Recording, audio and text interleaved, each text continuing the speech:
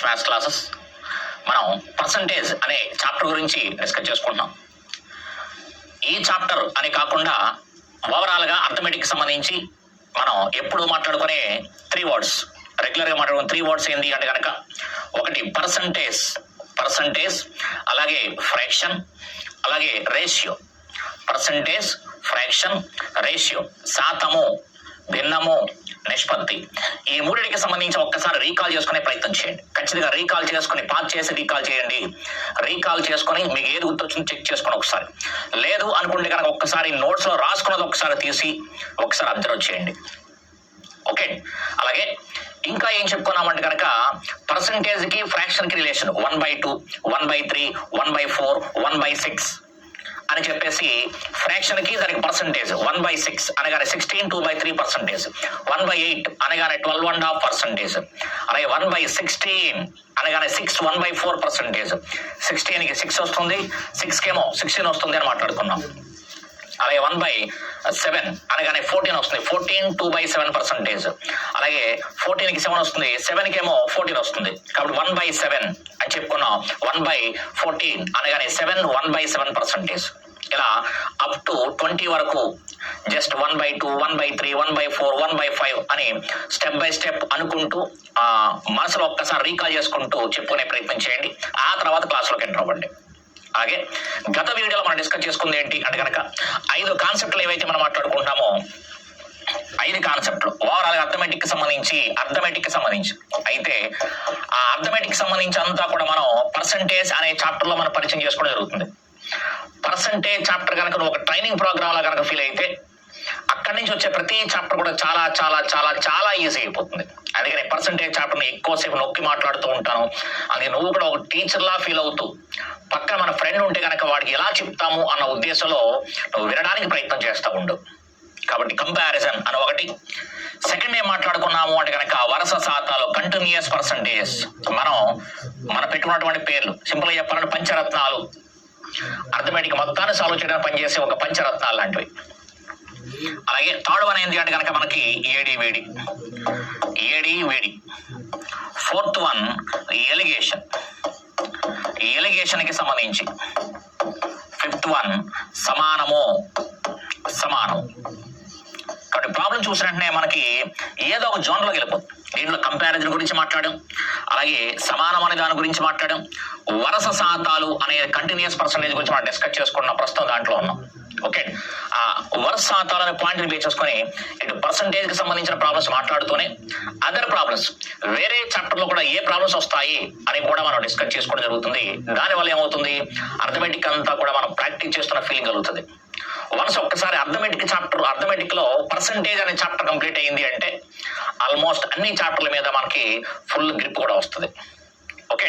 కాబట్టి ఈ వరుస శాతానికి సంబంధించి ఏం మాట్లాడుకున్నాము, దీని ముందు ప్రీవియస్ వీడియో ఏదైతే ఉందో దీని గురించి డిస్కస్ చేసుకున్నాం.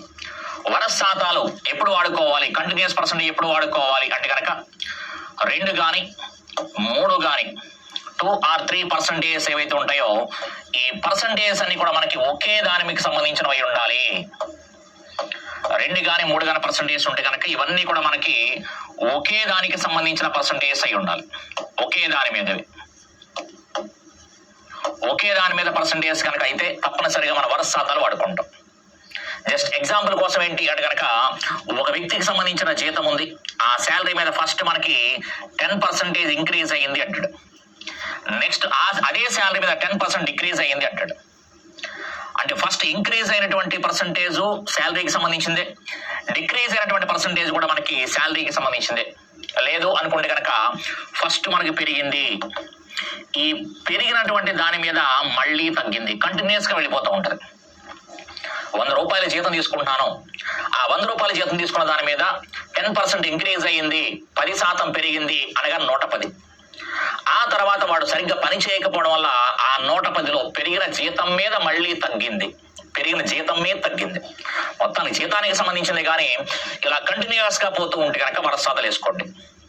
అలాగే ఏ అనేవాడు బి అనే వ్యక్తిని ఓడిస్తున్నాడు, బి అనేవాడు సి అనే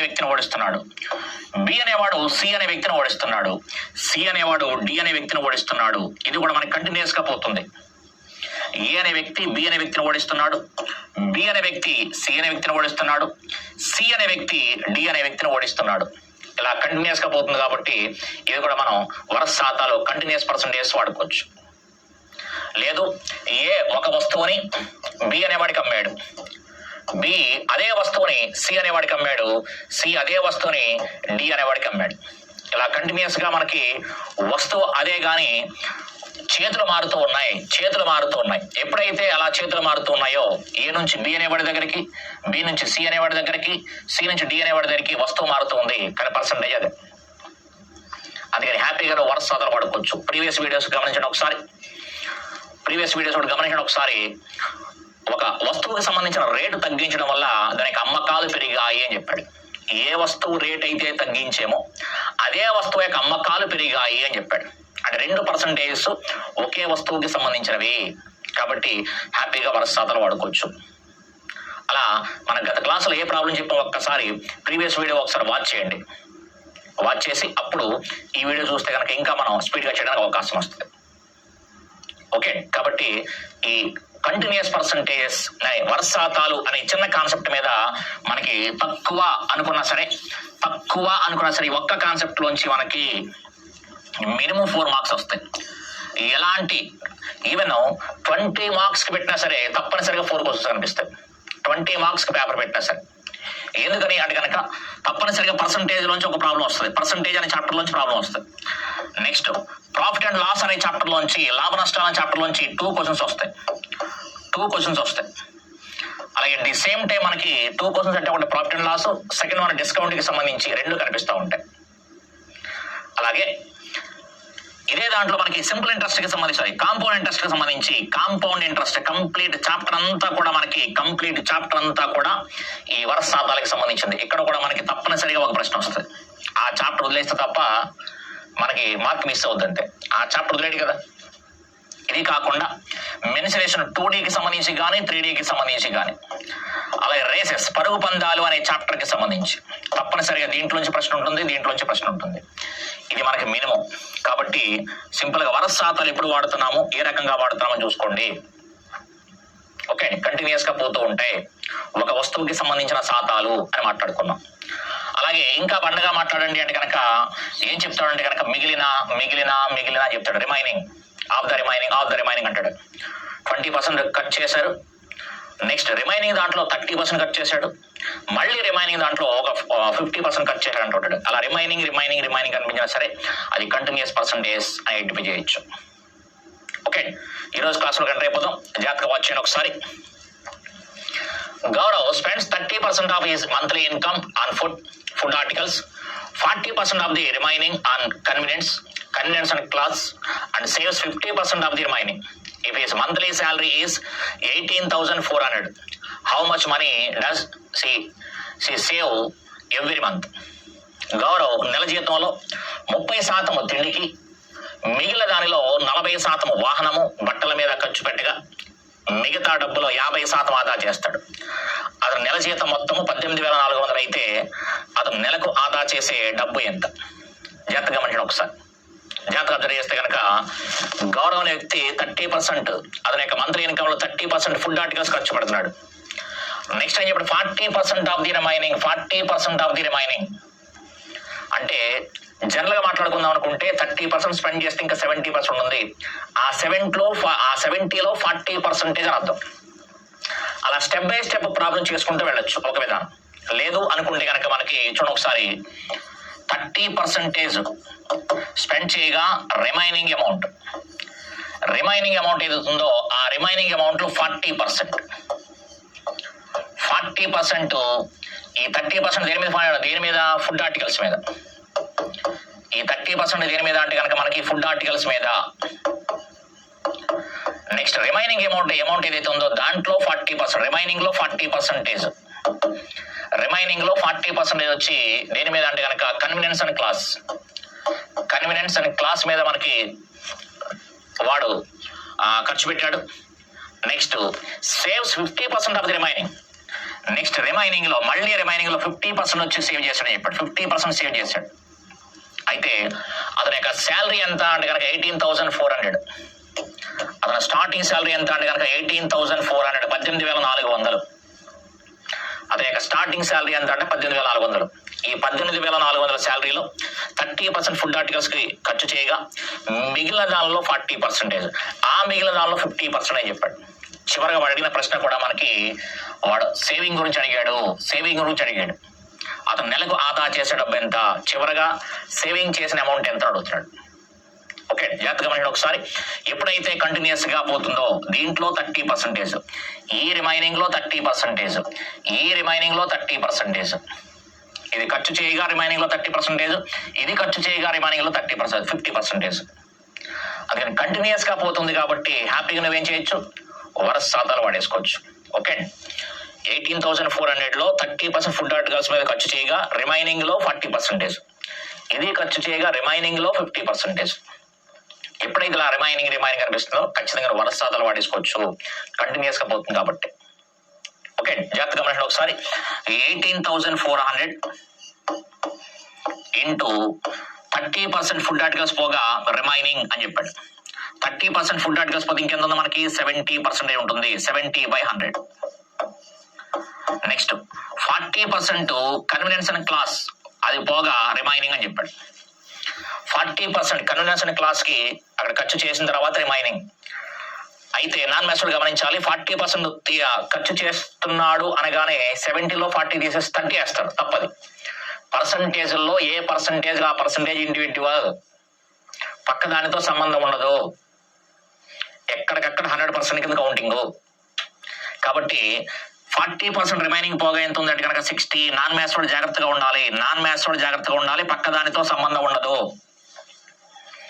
ఒక్క వరుస శాతాలు వేస్తున్నప్పుడు పక్కన ఎంత పర్సెంటేజ్ అని అనవసరం. 30% రిమైనింగ్ అంతే 70, 40% రిమైనింగ్ 60, 50% రిమైనింగ్ 50. 100లో అది పోతుంది అని అర్థం. కాబట్టి సేవింగ్ ఎంత అంటే కనుక వాడు క్లియర్ గా 50% చెప్పాడు కాబట్టి ఇంకా 50% అంతే. దీన్ని సాల్వ్ చేస్తే కనుక మనకి సమాధానం వస్తుంది. జాగ్రత్తగా గమనించండి ఒకసారి. ఈ 2 zeros ఈ 2 zeros cancel. Okay, 2 zeros cancel. Ending కూడా ఎక్కడ కూడా మనకి జీరోస్ లేవు. జాగ్రత్తగా గమనిస్తే కనుక ఈ జీరోస్ క్యాన్సిల్. 50 అనే దీంట్లో మనకి 2 times పోతుంది, 2 అనేది మనకి దీంట్లో 3 times పోతుంది. ఇక్కడ సమాధానం ఎంత అంటే కనుక 184 into 21. 184 into 21 ఎంత అవుతుందో చూస్తాము. అది దానికంటే ముందు దీనిని మనం 2 రకాలుగా ఆలోచన చెప్పొచ్చు. ఎందుకంటే నీకు అవకాశం ఉంటే 184 into 21 మల్టిప్లై చేసుకోండి, వద్దంటలేదు.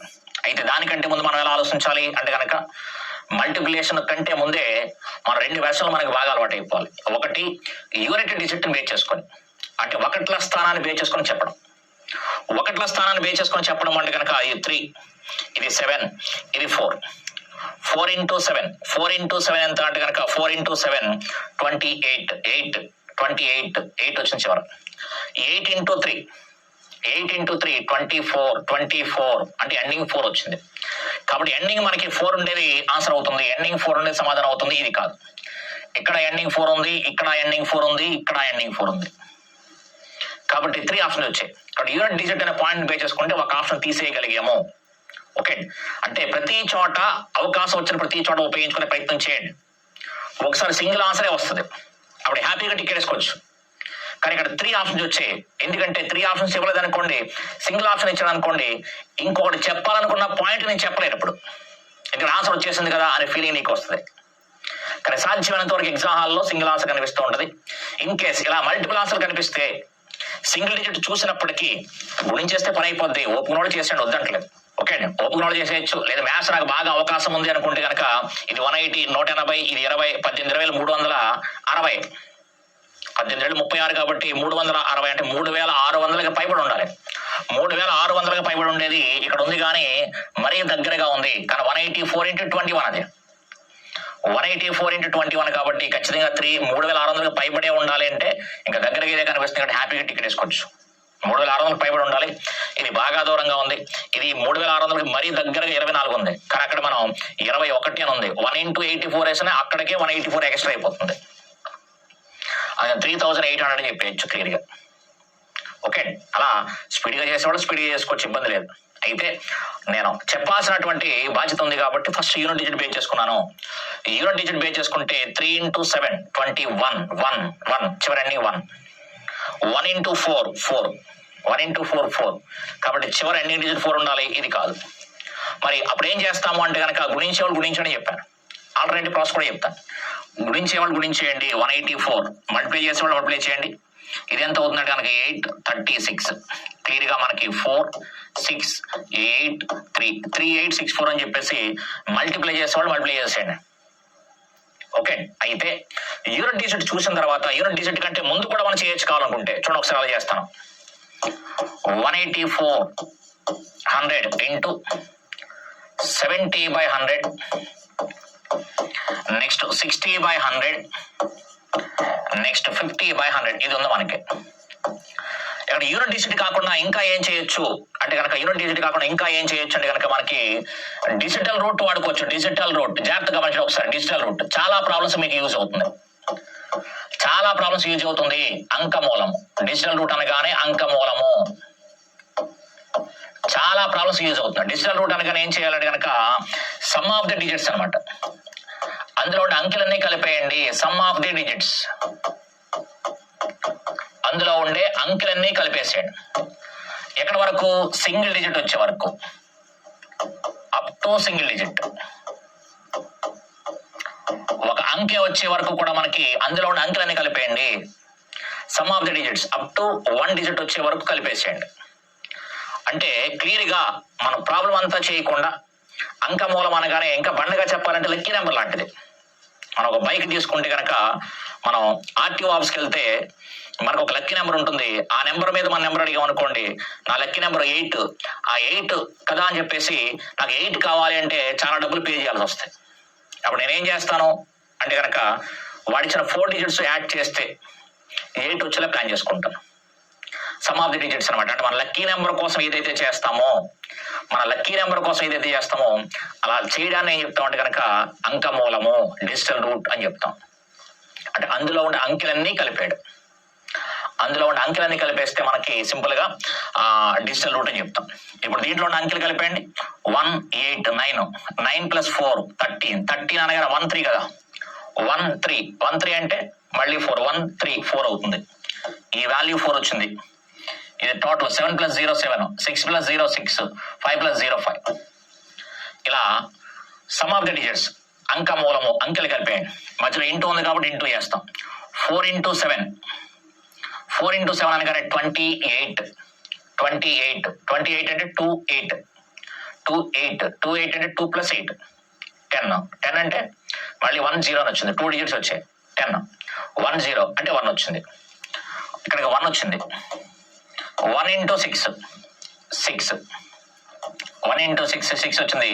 6 into 5 30 వచ్చింది. 30 అంటే కనుక మళ్ళీ టోటల్ యాడ్ చేస్తే కనుక ఎంత వస్తుంది? 3 వస్తుంది. కాబట్టి క్లియర్ గా దీని యొక్క డిజిటల్ రూట్ ఎంత అంటే కనుక మనకి 3 అని చెప్పొచ్చు.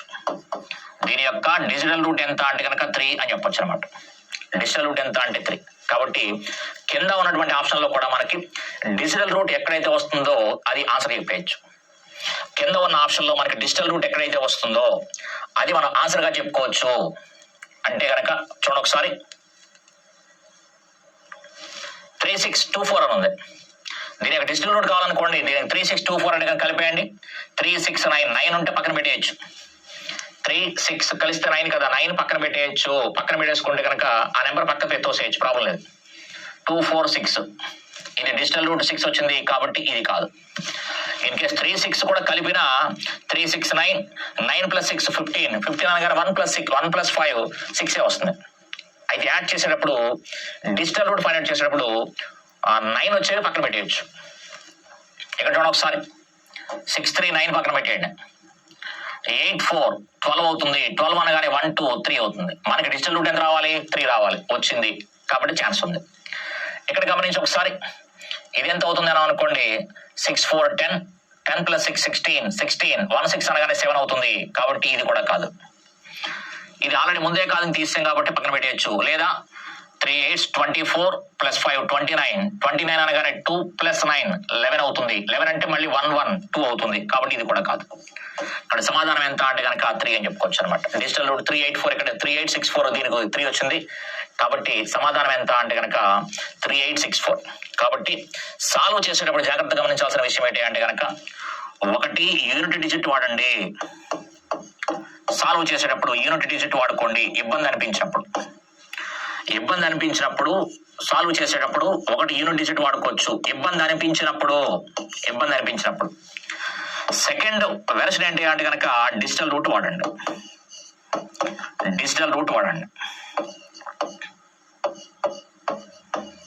యూనిట్ డిజిట్ అంటే కనుక చివరి అంకెలు గుణిస్తాము. డిజిటల్ రూట్ అంటే కనుక మనకి అంకెలన్నీ కలిపేస్తాం.